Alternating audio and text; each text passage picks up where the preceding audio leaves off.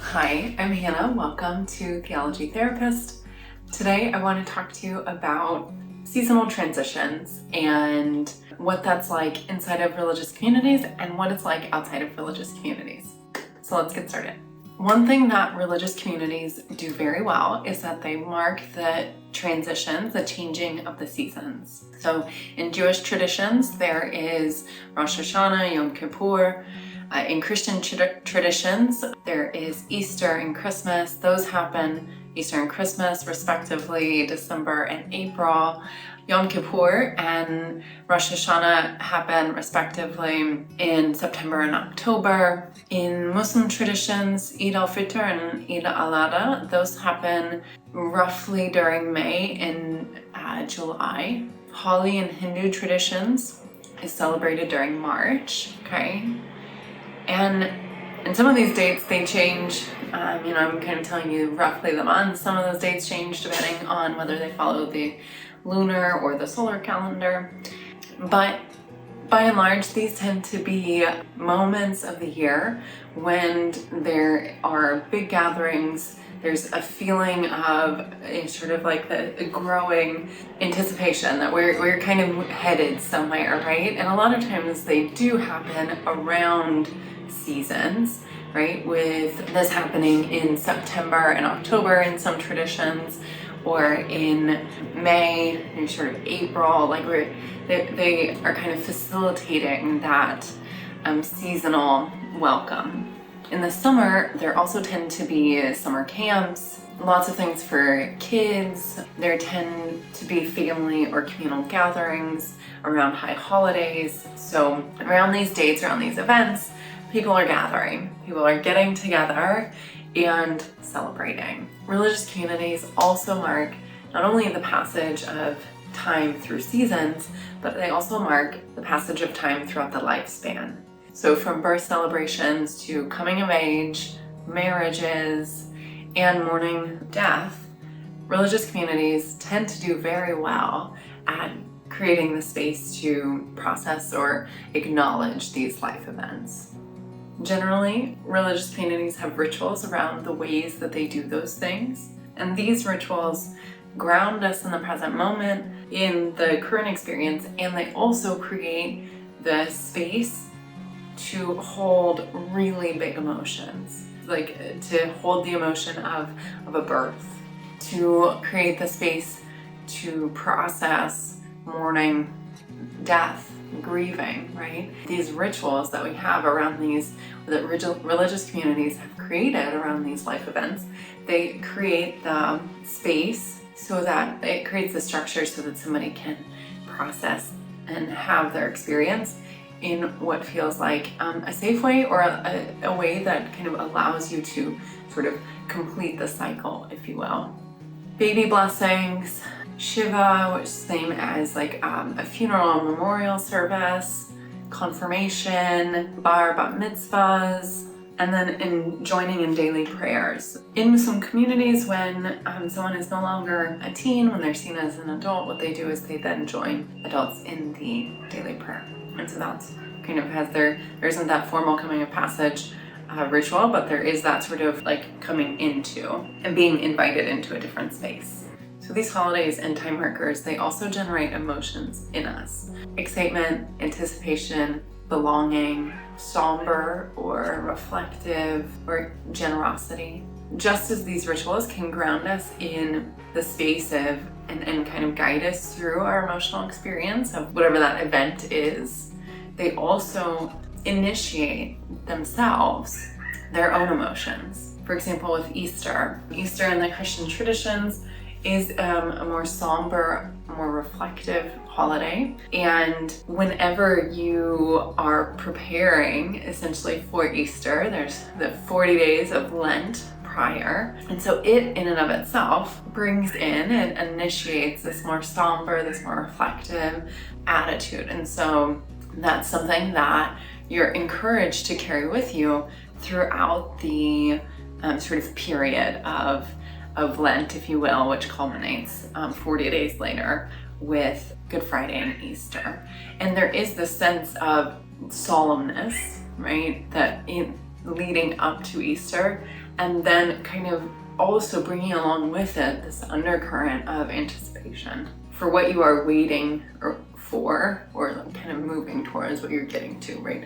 In that season, kind of February, March-ish beginning and ending March, April-ish, we're going from winter to spring.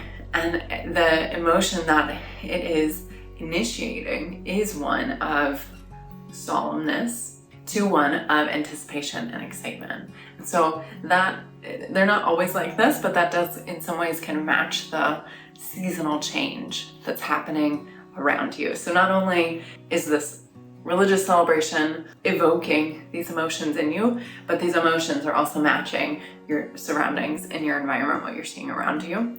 If you're in a generally like a typically kind of seasonal place, if you have a winter and if you have a spring.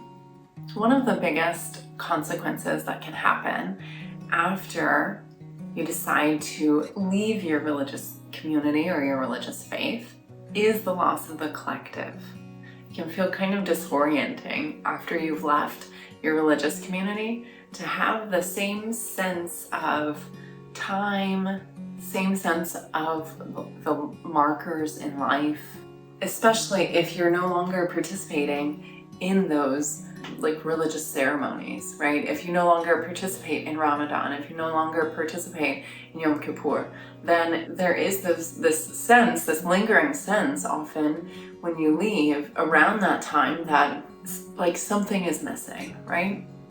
Because we're really great at deconstructing. We're really great at saying, you know what, I don't really agree with that, or like there's something not right about this, figuring out all the ways that we disagree with something, and then we're not so great at, so then we got like this whole vacuum, this empty place where sort of belief once stood, and we're not so great at like building up what we do believe.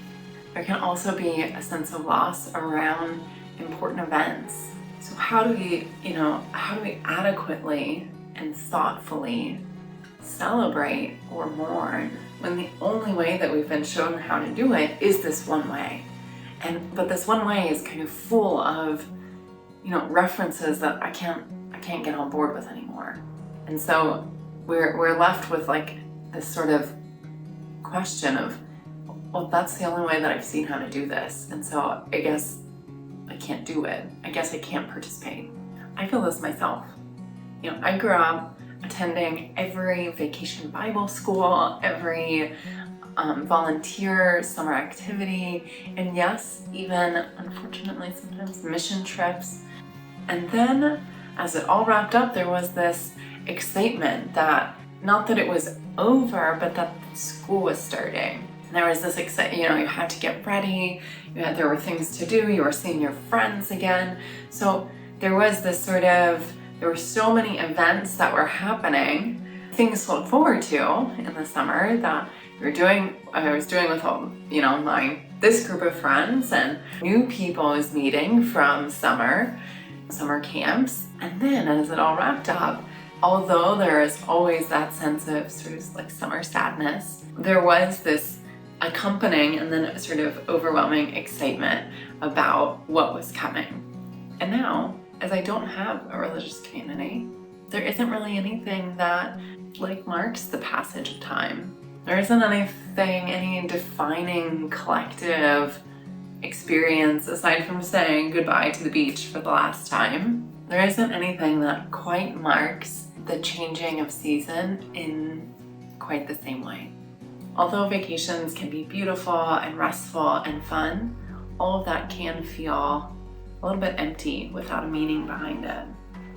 Ritual is such an important part of life because it facilitates experience. And so often we don't even notice the ritual. What we notice is the experience itself.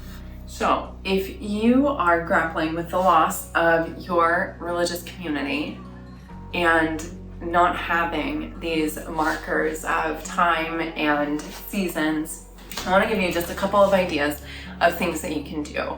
So first, you can create a ritual yourself. This is something that I 100% I definitely encourage you to do, because it can be fun, especially if you are trying to do this outside of grief and sadness and heartbreak, right? When you're doing this for the first time, it maybe can feel easier to do it.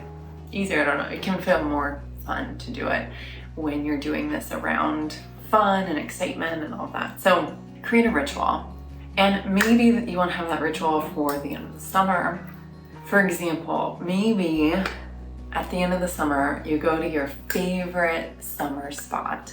And maybe you write out your hopes for the next season, or what you've learned, or how you've grown, how you've rested or played or loved in the last few months.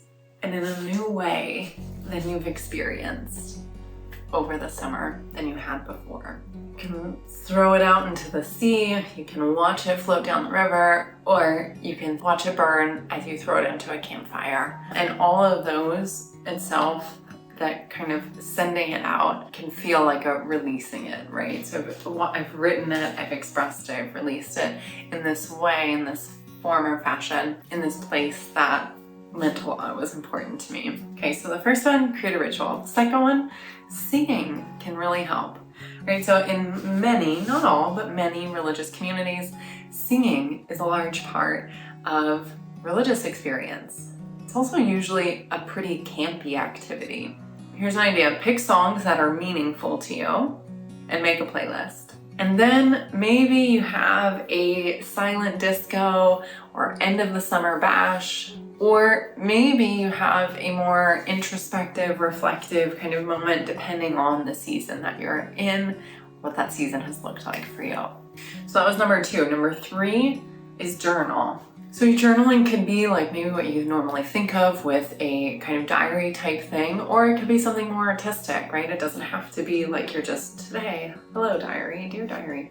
And I think that way, especially the more kind of like art journal, creative journaling, and that expressiveness outside of words can also really facilitate the expression of emotion, and maybe more surprisingly than we may think, hold emotion really quite well, or hold the space, create the space for emotion, because we are creating something. And you can write as well, doesn't mean when I'm saying creative journaling, doesn't mean you don't write or you can't.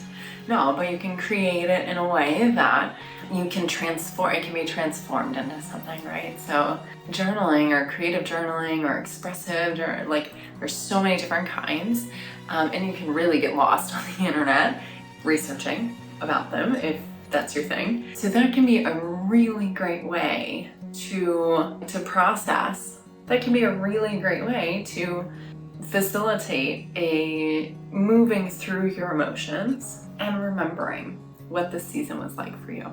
Okay, so journal was number 3. Now number 4, the last one, is to spend time with friends and family. And I know that may seem like a given, but one of the biggest things that we may be missing or feeling the absence of when you have left your religious community is that sense of the collective. It is having that community around you.